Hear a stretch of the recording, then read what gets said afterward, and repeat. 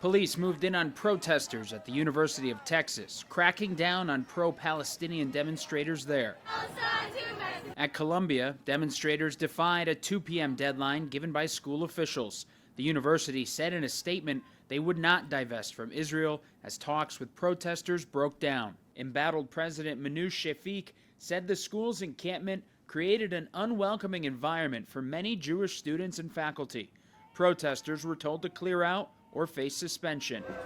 Campus chaos could give way to Capitol chaos. The protests and war have divided some in the Democratic Party. Anti-Semitism exists and is growing in the United States.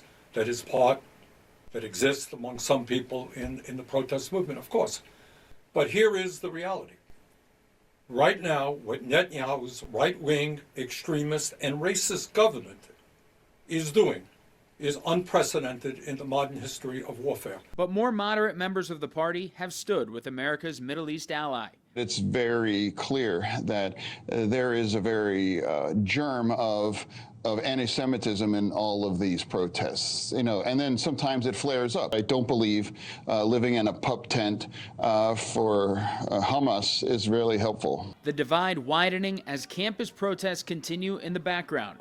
Harvard protesters briefly raised a Palestinian flag in a place typically reserved for the American flag over Harvard Yard. Other colleges from coast to coast have seen demonstrations grow along with arrests. House Republicans are floating the idea of pulling federal funding from schools that allow the protests to continue. They have a responsibility to protect their students. They're not doing so. So why would we continue to allow federal funding to go to schools that tolerate this? Meanwhile, in the House, they're set to vote on the Anti-Semitism Awareness Act this week. It would provide a stricter definition of what anti-Semitism is, but it could also further divide Democrats on the topic.